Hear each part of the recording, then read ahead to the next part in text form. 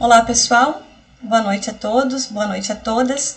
E a gente vai começar mais uma live do projeto de ensino da Maratona de Programação do Instituto Federal de São Paulo, aqui do Campus Campinas. Eu sou a professora Joyce Mendes, trabalho em conjunto com os professores que vocês já conheceram, né, nos vídeos anteriores, professor Denis, professor Rafael, professor André, o professor Naur também. A gente está fazendo essas aulas voltado para todos que queiram participar das maratonas, das Olimpíadas de Programação e dentro do nosso projeto, né, de extensão de Maratona de Programação. E hoje a gente vai falar sobre o tema de recursividade, ou seja, da utilização de funções recursivas. Antes, então, da gente entrar, né, no formato de como descrever uma função, como utilizar uma função recursiva, vamos entender, primeiramente, o que vem a ser recursividade. Estou apresentando aqui para vocês duas descrições, né, duas definições do que vem a ser essa recursividade.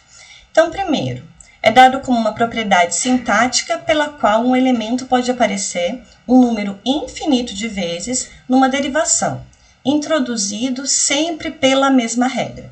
Essa é uma definição do dicionário da língua portuguesa. E nós temos uma outra definição também, esse foi retirado da Wikipedia, que é dado como a recursividade, um termo usado de maneira mais geral para descrever o processo de repetição de um objeto de um jeito similar ao que já fora mostrado. E como um exemplo, né, como um bom exemplo, nós temos o caso onde a gente coloca um espelho na frente do outro e as imagens são refletidas várias vezes. Muitas dessas vezes a gente não consegue nem ver o final, né? Não tem uma finalização dessas imagens. Bem, para que trazer essa definição, sendo que a gente está falando de computação, a gente está falando de codificação de sistemas, né, de resolução de problemas através de algoritmos? Porque é exatamente essa definição de uma mesma regra, o processo de repetição que é aplicado no meio computacional, tá bem? Então, agora a gente vai realmente para a recursividade no contexto da computação.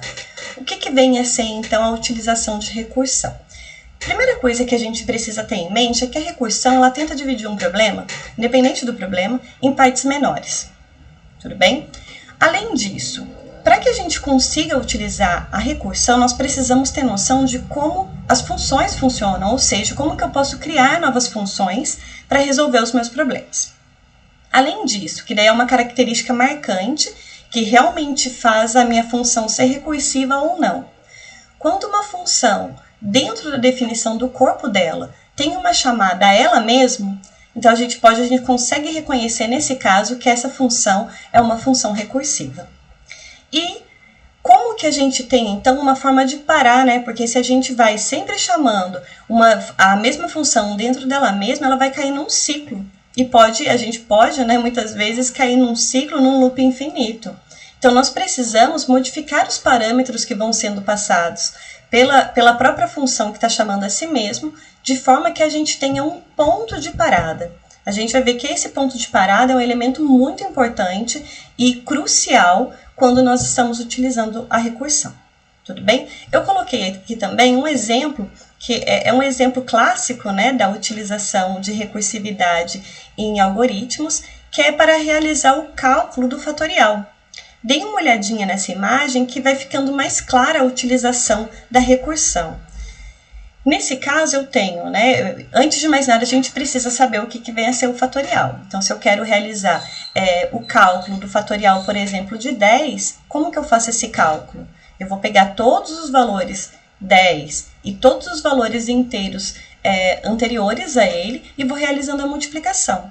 Então, para eu calcular o fatorial de 10, eu teria que fazer o cálculo de 10 vezes 9, vezes 8, vezes 7, 6, 5, 4, 3, 2, 1... Faço toda essa multiplicação e retorno o resultado. Tudo bem? A gente vai ver na prática como montar e como elaborar uma função recursiva para calcular o fatorial de algum valor dado. Bem, então vamos lá. Como que eu consigo, então, utilizar a recursividade? Então, primeiro, eu preciso utilizar uma função. Então, já tem um ponto aí que é muito importante a gente saber, né? Se eu não souber como criar, como utilizar funções, fica difícil de eu conseguir aplicar recursividade. Além disso, essa minha função ela precisa ter duas características. Primeiro, uma ou mais condições de parada. Para que a gente precisa da condição de parada? É justamente para que a minha função não caia num loop infinito. Ele precisa ter uma forma de voltar da recursão. E a outra característica é a condição ou as condições onde a própria função é invocada dentro dela mesma, que é o que define essa função como recursiva. Um detalhe muito importante citar aqui é que, apesar da recursão tá aí para a gente utilizar, nem sempre é interessante o emprego de funções recursivas dentro de uma solução. Por quê? Porque a função recursiva, quando a gente coloca em execução o nosso programa que utiliza a recursividade, a gente pode gerar uma carga muito pesada no processamento. Porque a cada nova chamada da minha função, e no caso das funções recursivas são várias, eu tenho uma sobrecarga maior. Eu preciso guardar, a execução do meu programa precisa guardar onde a execução parou para fazer a invocação, realizar o cálculo da função que foi invocada e depois retornar naquele ponto específico. Então, vocês conseguem perceber que são vários dados, várias informações que eu preciso estar armazenando no decorrer da execução do meu programa e isso pode ficar pesado. Além disso, muitas das vezes a gente consegue fazer a substituição da utilização de uma função recursiva por uma forma interativa, utilizando as nossas estruturas de repetição, for, while, do while. Tudo bem? Para eu não ficar aqui só falando para vocês, vamos ver dois exemplos. O primeiro, como a gente já discutiu anteriormente, é o cálculo do fatorial.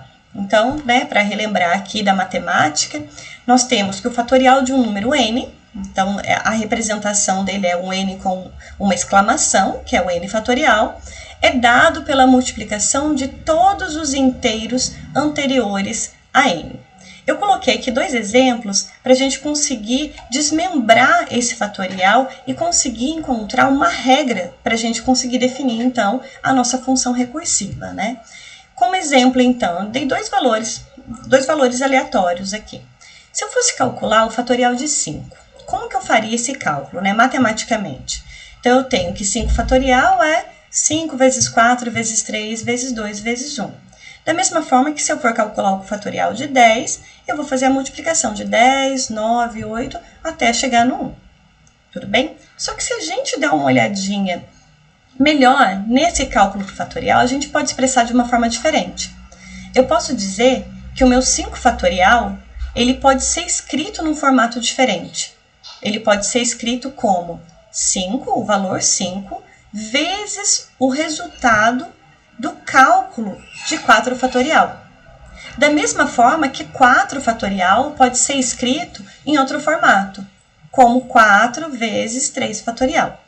Tudo bem? Vocês perceberam que nesse caso a gente tem uma certa regrinha.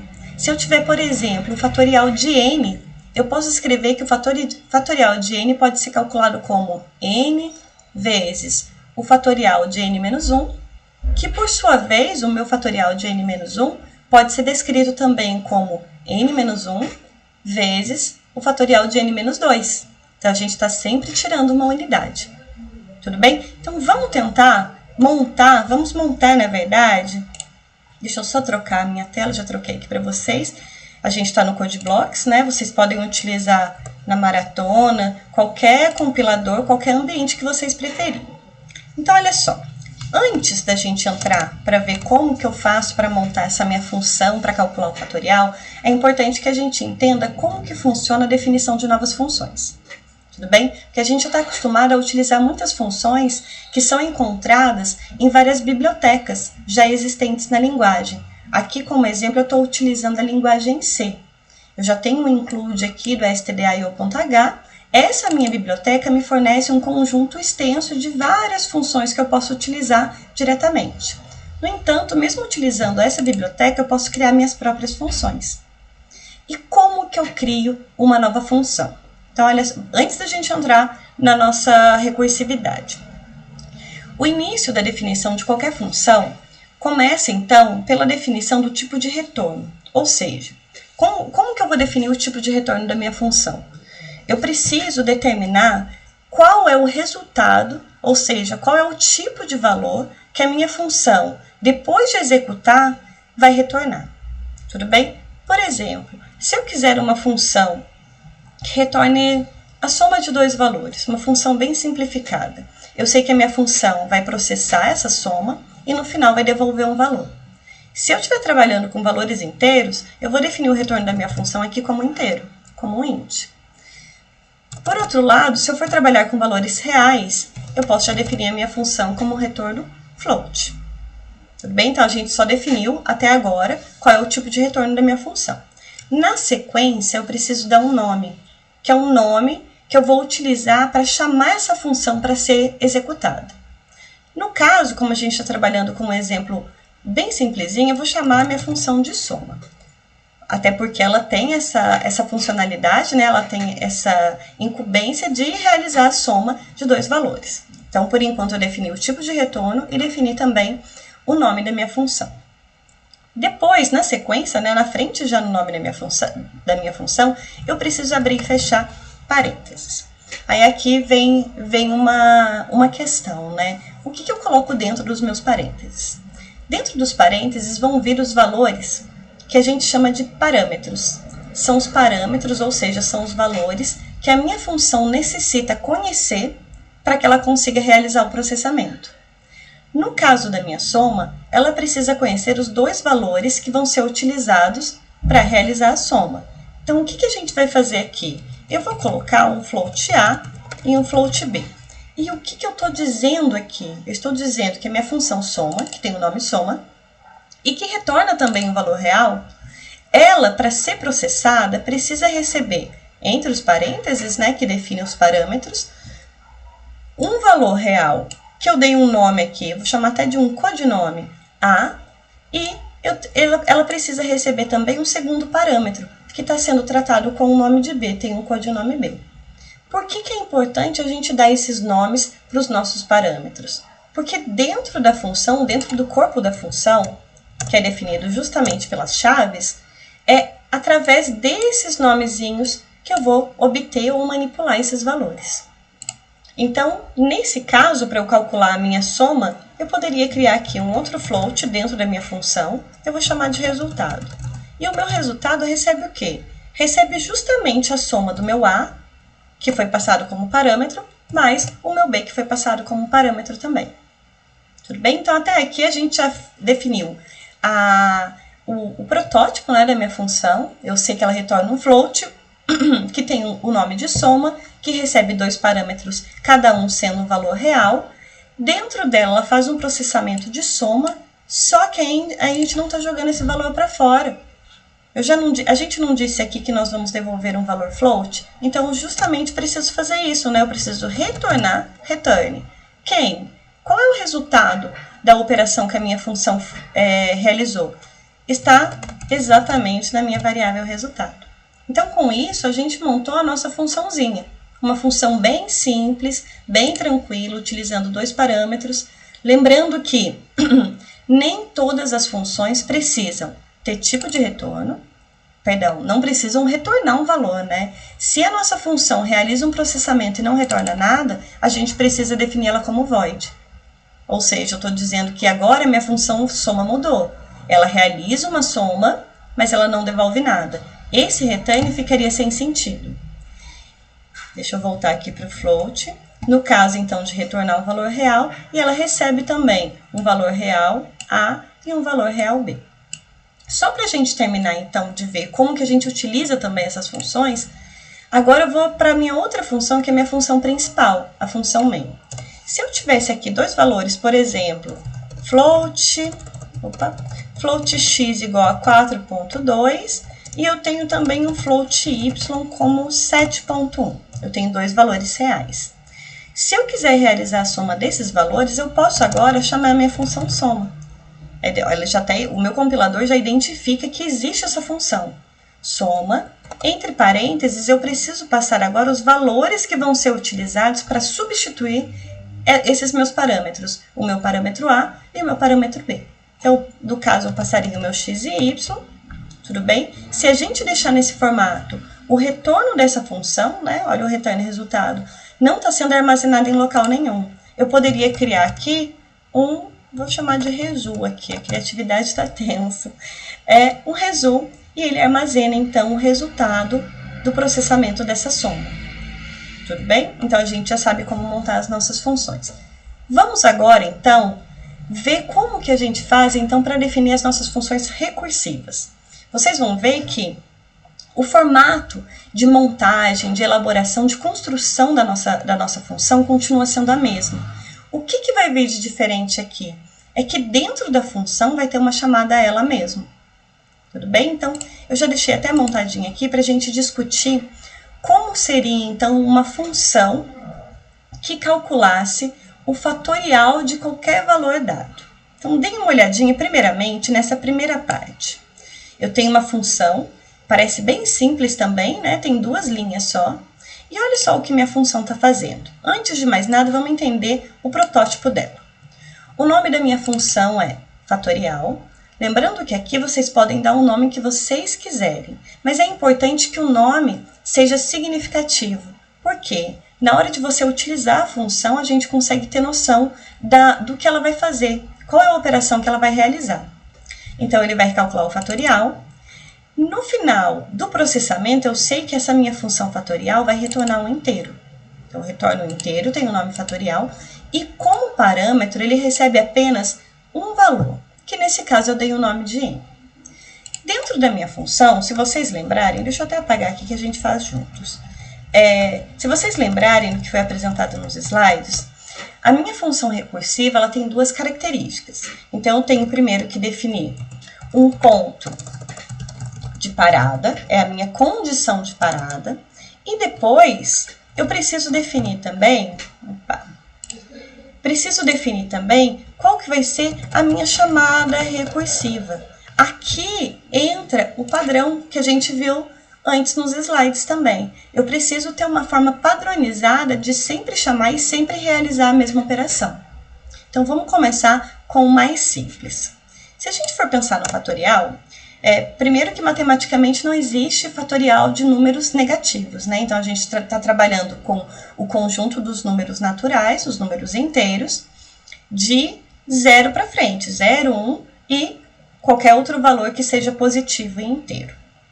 Se a gente for definir o caso mais simples, eu tenho que, para os valores de fatorial de 0 e o fatorial de 1, eu já tenho um valor que eu não preciso calcular. Porque eu não vou fazer 1 vezes 0 vezes menos 1 e daí eu não tenho nem ponto de parada, né? Eu já sei que fatorial de 1 é 1 e, por definição, o fatorial de 0 é 1 também. A gente pode até deixar o 0 de fora. Então, o que a gente vai fazer nesse primeiro momento? Vamos definir o ponto de parada. Eu vou definir que se o meu parâmetro, o valor do meu parâmetro, no caso o meu argumento aqui, tiver o valor igual a 1, eu não preciso realizar cálculo nenhum. Eu já posso retornar o resultado diretamente. Então, eu posso fazer um return em 1. Beleza. A primeira parte da minha função recursiva já foi executada. Agora, a gente precisa definir como que os outros valores vão ser calculados e tendo um direcionamento, né? Aonde que eu já tenho o valor calculado? É no caso do 1. Então, vamos, a partir de n, independente do valor de n, tentar chegar nesse valor que a gente já sabe o resultado? Como que a gente poderia fazer, então, isso? Eu poderia colocar aqui um else, né, complementando esse if, mas no caso dessa minha função nem é necessário. Aí é facultativo para vocês, o que vocês preferirem. Se ficar mais fácil, Joyce, eu acho que fica mais fácil para enxergar com o else. Não tem problema, pode colocar o else aqui.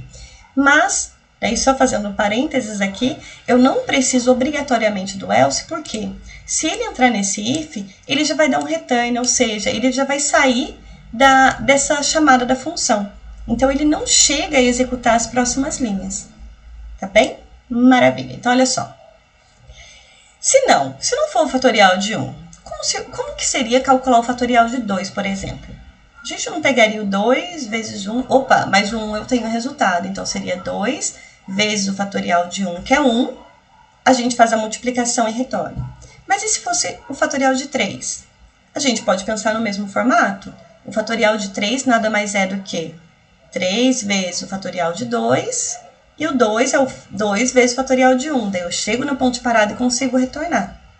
Como que eu posso escrever, então, a minha função fatorial em termos dela mesma para conseguir chegar no resultado de qualquer valor dado para n?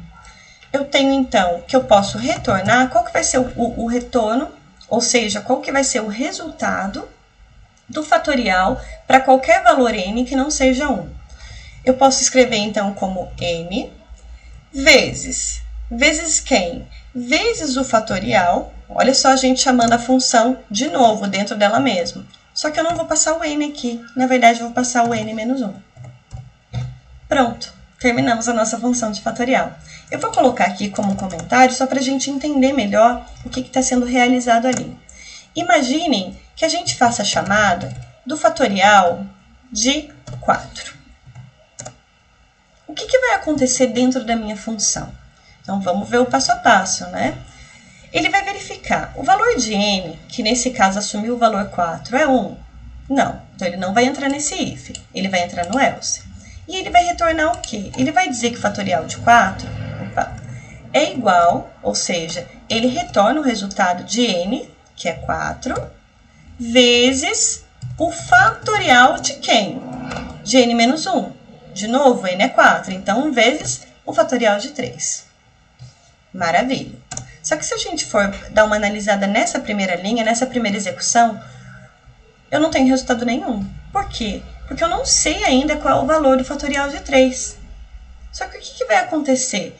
Eu não estou chamando de novo a mesma função? Então, essa minha fatorial de 3, ele vai ser desmembrado também. E ele vai ser desmembrado como? Ele vai falar que o meu fatorial, agora o meu n vale 3, e é igual a quê? A n, como o meu n não é 1, né? O meu n não é 1, ele não retorna 1, ele vai retornar 3, que é o valor de n, vezes o fatorial de quem? De n menos 1, que seria 3 menos 1, 2. Mais uma vez, a gente não tem resultado nenhum. O que vai acontecer agora? A gente vai desmembrar mais uma vez o fatorial, porque é a chamada de uma função. O meu valor agora é n ainda não é 1, ele vai então retornar o que está dentro do meu else.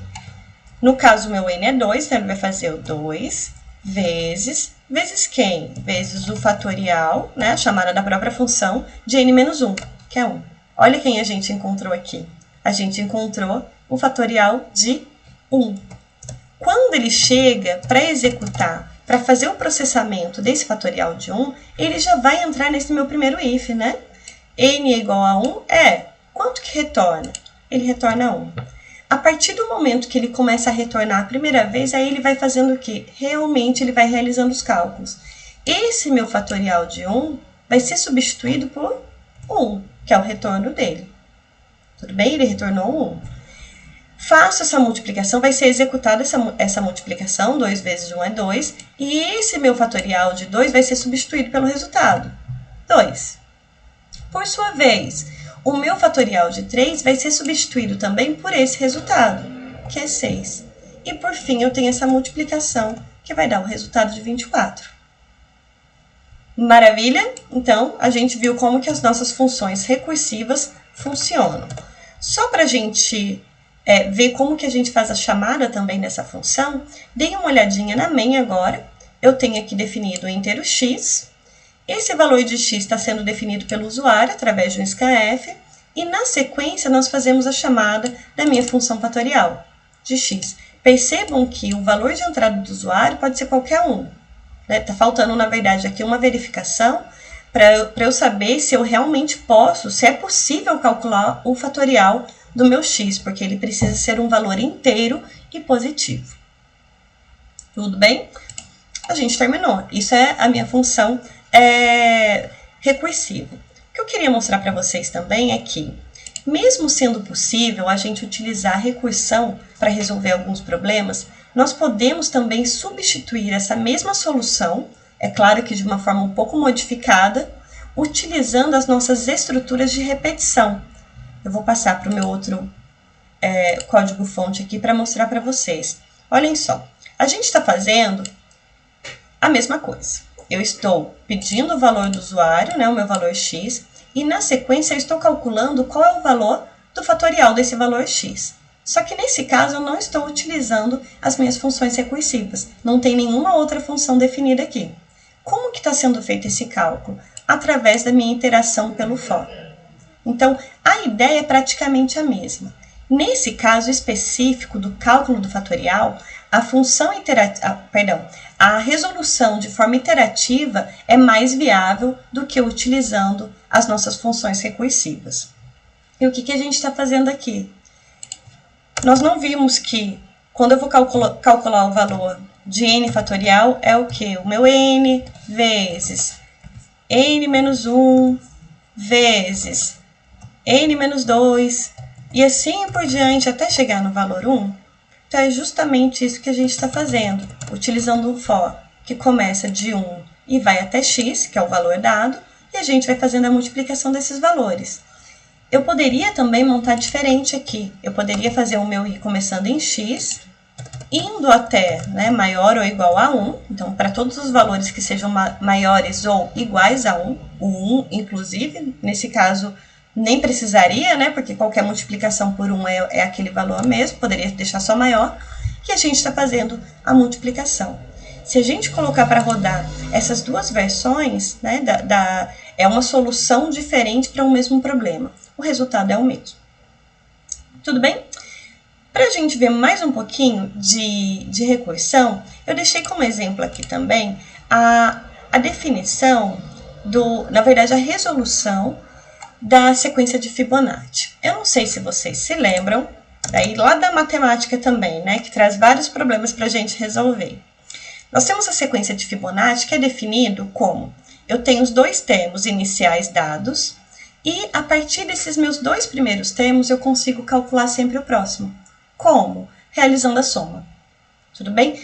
Eu vi que não existe um consenso de qual é o primeiro termo da sequência de Fibonacci. Alguns autores colocam como sendo 0, 1, 1 e depois aí eu tenho a sequência. Outros autores começam a sequência com 1, 1, aí a soma vai ser 2 e assim por diante. Tudo bem? Se eu quiser definir, então, depende do problema, né? Se eu quiser associar que começa em 0, começa em 1, a resolução vai ser a mesma coisa. Mas vamos entender, então, essa sequência de Fibonacci. Eu vou utilizar aqui a sequência começando em 0 e 1. Como que eu calcularia? Deixa eu colocar um tracinho aqui. Eu calcularia o próximo termo. Para eu calcular agora o terceiro termo da minha sequência, eu tenho que fazer a soma do termo anterior e do anterior a ele também. Então, eu teria 0 mais 1 é 1.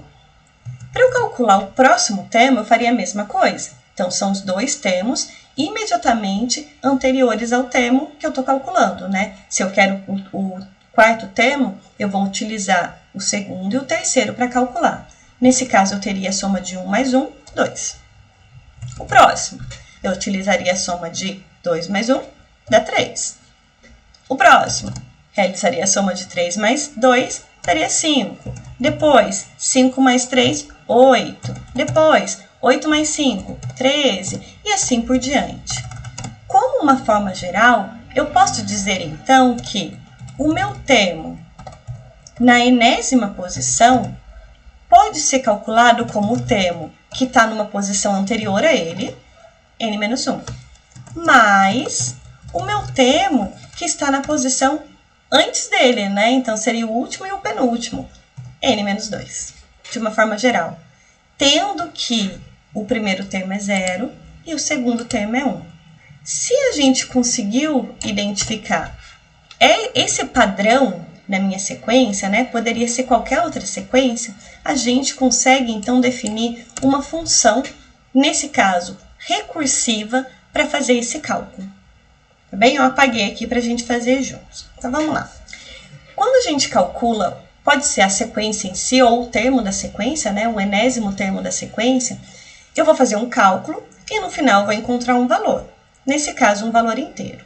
Então, a primeira coisa para definir a minha função eu já tenho. Eu sei que a minha função vai fazer algum processamento que eu não sei ainda, mas no final ela vai devolver um inteiro. Já tenho meu int aqui, que é o tipo de retorno. Além disso, eu preciso definir o nome da minha função. Eu vou chamar ela aqui de Fibonacci. Tudo bem? Pessoal, aqui também fica a cargo de vocês. Eu não vou falar aqui que a minha função vai ser soma. Por quê? Porque não está fazendo a soma. Então, eu vou chamar ela de Fibonacci. Ai, mas eu não quero colocar tão grande assim. Pronto, coloca um Fib. Pelo menos você tem uma sugestão do que a sua função faz. Mas eu vou deixar como Fibonacci. Eu acho que vai ficando com mais significado. Nós temos o corpo geral da nossa função. A minha função Fibonacci, ela precisa conhecer, né, essa hora que a gente para e pensa.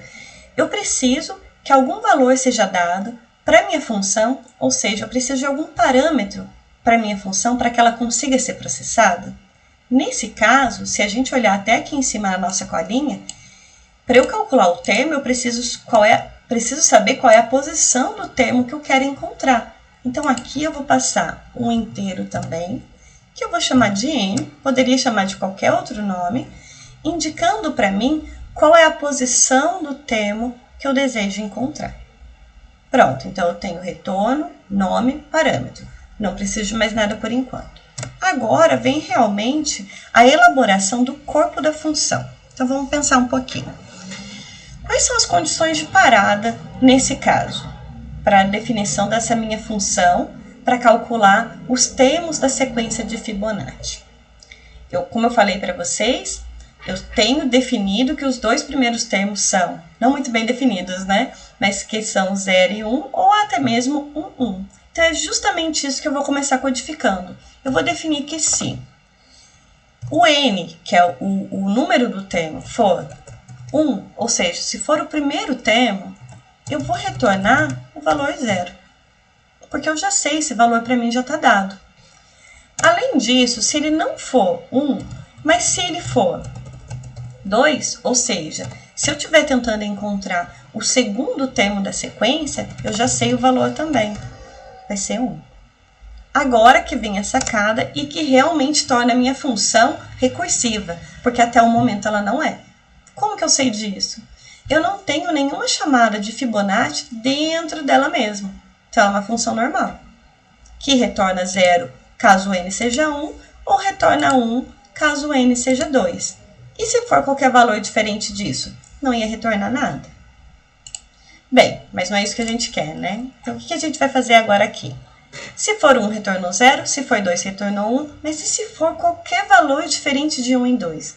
Aí, a gente precisa utilizar exatamente essa nossa definição, esse padrãozinho aqui, para a gente calcular. Eu vou dizer, então, se ele não entrou nesse if, nem nesse if, ele vai retornar para mim o quê? Ele vai retornar um cálculo de soma. Por quê? Para eu calcular o meu enésimo termo, eu dependo do valor anterior e do anterior a ele. Então, o que a gente vai fazer aqui? Eu vou chamar, agora eu estou tornando a minha função recursiva. Eu vou chamar o Fibonacci de quem? Do termo anterior. Como que eu sei que é o termo anterior? Através de n, eu vou só tirar uma unidade. Mas não é o suficiente ainda. Então, além disso, eu vou somar o Fibonacci de n menos 2. Pronto, a gente terminou a nossa função. Tudo bem? Fazendo um parênteses ainda, vamos tentar entender o que está acontecendo aqui, né? Vamos fazer um exemplo um pouquinho menor, senão a gente vai ficar um tempão aqui e vocês vão cansar de mim. Se eu chamasse, por exemplo, Fibonacci de 4, ao 4 de novo. Vamos ver o que vai acontecer. Então, ele entrou na minha função, o meu n, nesse caso, tem um valor de 4, e ele vai fazer as verificações. O meu n vale 4? Não vale, então ele não pode retornar 0. O meu n tem um valor de 2? Também não. Então, o que ele vai retornar? Ele vai retornar um Fibonacci de 4 menos 1, que é 3, mais Fibonacci de 4 menos 2, que vai ser 2. A primeira chamada retorna isso para mim. Só que, de novo, eu tenho chamada a função. Essas partes aqui vão ser desmembradas também. Então, o que vai acontecer? Deixa eu colocar um colchetes aqui. Quem é Fibonacci de 3? Na verdade, vai entrar de novo na minha função, só que agora o meu n vale 3. Então, o que eu vou ter aqui? Eu vou ter que Fibonacci de 3 é igual a Fibonacci de 3 menos 1, certo? Que é 2, mais Fibonacci de 3 menos 2, que é 1. Tudo bem? E mais agora a segunda parte, que é o Fib de 2, vai ser o Fibonacci de 2 menos 1, que é 1, mais o Fibonacci de 2 menos 2, que vai dar 0. Tudo bem? Aí a gente já vê que tem um probleminha, né? A gente teria que fazer a verificação. Poderia até colocar aqui que se o meu n for menor ou igual a 1. Pronto, aí ele pega a... Não, olha eu errando aqui, pessoal. Teria esse desmembramento aqui? Não tem, né? Ele não chega nesse return, porque ele já tem que o Fibonacci de 2 é quanto? Opa, olha eu aqui. Fibonacci de 2 é 1. A gente pode deixar, então, o igual, igual. Maravilha. O que vai acontecer aqui? O Fibonacci de 2 ele vai tentar ser desmembrado de novo, né? Então, vamos para a terceira linha. Quem é o Fib de 2? Ele vai entrar nesse if e vai retornar 1. E eu tenho também que o Fibonacci de 1, então o meu n é 1, ele vai retornar 0. A partir desse momento, eu não tenho mais nenhuma chamada, mais nenhuma invocação à função. Então, eu não entro mais ainda desmembrando, acaba gerando uma árvore aqui, né, das chamadas das funções. Ele começa a retornar. Então, eu tenho que 1 mais 0 é 1. Ele vai substituir aqui o meu Fib de 2 por 1. Aqui também, de 1 vai ser 0. Aí eu tenho 1 mais 0 dá 1, mais 1, ele vai substituir o 3 aqui, né? Tudo bem? O meu 3 vai ser 2. Aí eu tenho o Fib de 2, que é 1, e ele retorna para mim que o Fib de 4, ou seja, o quarto termo da minha sequência é 3. Tudo bem? E novamente, para a gente fazer a invocação dessa função, o que eu preciso? Dentro da main ou dentro de qualquer outra função, né, não necessariamente da main, eu preciso apenas de um valor inteiro. Nesse caso, foi lido do usuário e foi passado como parâmetro da minha função, que nesse caso é recursivo. Só para a gente finalizar, eu queria mostrar para vocês também que, novamente, né, quando a gente está calculando, por exemplo, o Fibonacci de 4, como nós fizemos aqui, parece uma coisa assim que não vai sobrecarregar, vai ficar tranquilinho, vai ser executado de uma forma bem leve. Mas não é isso que acontece. A gente viu que para 4 ele foi abrindo, né, foi gerando realmente uma árvore de várias chamadas e sempre chamando a função, E acaba demorando, acaba sobrecarregando, né? A gente precisa saber dos pontos de parada para depois retornar. Então, a gente pode pensar numa forma de resolver esse mesmo problema, só que sem utilizar recursão, que é o que está sendo apresentado agora nesse outro arquivo. Eu não tenho a função recursiva, mas, do mesmo jeito, a gente consegue calcular o termo. E como que está sendo feito isso? A gente está verificando aqui diretamente. Se o termo for 1, ele já retorna 0. Se o termo não for 1, mas for 2, ou seja, se for o segundo termo, ele retorna 1. E se for qualquer valor diferente disso? Aí eu preciso calcular. Como que está sendo feito esse cálculo? Então, eu chamei aqui, aí novamente, só os nomes das minhas variáveis. De N1 que começa em 0, o meu N2 que começa em 1, e tem a criação de um Fib também, que vai ser a variável que vai ser utilizada para armazenar o enésimo termo. E como que eu faço isso? Nós estamos criando, então, aqui um for, e esse for, ele começa a calcular os termos a partir do terceiro até o termo que eu estou procurando, o enésimo termo. Tudo bem? Então, de igual a 3 até menor do que x com i mais mais. A cada vez que eu passo por uma interação do for, eu calculo o próximo termo. De que forma? Então, eu calculo que o próximo termo da minha sequência de Fibonacci é N1 mais N2. Só que quando eu for calcular a próxima iteração, eu preciso realizar uma atualização dos meus valores. Então, o meu N1 vai receber o valor de N2, eu preciso fazer um deslocamento, certo? Eu tinha o N1, N2, eu calculei o terceiro termo, eu faço um deslocamento para conseguir calcular o próximo, que eu não tenho ainda calculado. Então, eu disse que o meu N1 vai assumir o valor de N2, o meu N2, ele assume o valor que acabou de ser calculado, que é o meu FIB, e se a gente não chegou ainda no termo desejado, ele volta para fazer mais uma vez a iteração e faz de novo os mesmos cálculos. Quando ele sai desse ciclo de repetição, ele encontra para mim o valor do meu enésimo termo da sequência de Fibonacci. Tudo bem? Eu espero que tenha dado para esclarecer para vocês um pouquinho, né, o que é a utilização primeiro, o que vem a ser uma função, depois, como que eu consigo identificar a recursão ou não de uma função. Além disso, como que eu consigo definir funções recursivas, lembrando sempre que antes de definir condição de parada ou então a recursão em si, eu preciso ter em mente qual é o padrão que a minha função segue. Com isso, aí sim eu defino, olha, qual é o primeiro, pelo menos para mim, né, o primeiro passo a ser pensado. Qual que é a condição que eu já sei o valor, ou seja, que eu já tenho determinado o valor que vai ser retornado? É a minha condição de parada. Novamente, a minha condição de parada não precisa necessariamente ser uma. Eu posso ter uma ou mais, mas eu preciso ter uma.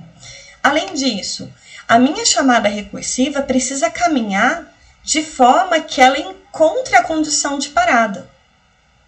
Tudo bem? Porque, por exemplo, se a gente está calculando a série de Fibonacci e a gente não tem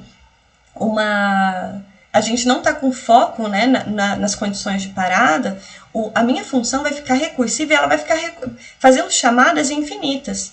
Vai dar um problema de overflow aí, o programa vai parar de funcionar, só vai dar pepino. Então, eu preciso ter em mente que, levando em consideração as minhas condições de parada, as minhas chamadas recursivas precisam caminhar para encontrar essa condição de parada, senão ele não para nunca. Tudo bem? E a gente viu também como fazer a chamada dessas funções, né? Não é simplesmente definir a minha função, mesmo que ela esteja correta, com a condição de parada, com as condições de recursão, com as chamadas recursivas, mas se eu não faço a invocação dessas funções dentro da main ou dentro de uma outra função que vai ser executada, não vai adiantar nada, né? A gente definir uma função para não ser utilizada. Então, tomem cuidado com isso. Como uma indicação para vocês, nós fizemos uma resolução de um exercício da Olimpíada Brasileira de Informática, e um dos exercícios foi utilizado, que por sinal foi um exercício que eu acabei resolvendo com vocês, foi da fissura, eu não estou lembrada da temática do exercício, mas faz utilização da recursão, eu acho que era da Linearlândia, eu acho que é isso mesmo. E tem um outro exercício também da fissura, se eu não me engano, que dá para resolver utilizando recursão. Aí nesse formato você não precisa ficar fazendo muitas iterações, nesse caso pode ser interessante. Existem também alguns exercícios no URI que utilizam recursão. Num segundo momento eu vou trazer para vocês então uma resolução de pelo menos um exercício para vocês verem funcionando e vendo essa resolução através do URI. Bem, mais uma vez, espero que vocês tenham gostado, espero que tenha dado uma ajuda para vocês e não se esqueçam de realizar a inscrição para quem ainda não realizou no nosso Interif, né, que vai acontecer agora nesse final de semana. E a gente vai estar na torcida por vocês, espero que tenha sido de ajuda para vocês. Grande beijo, até mais!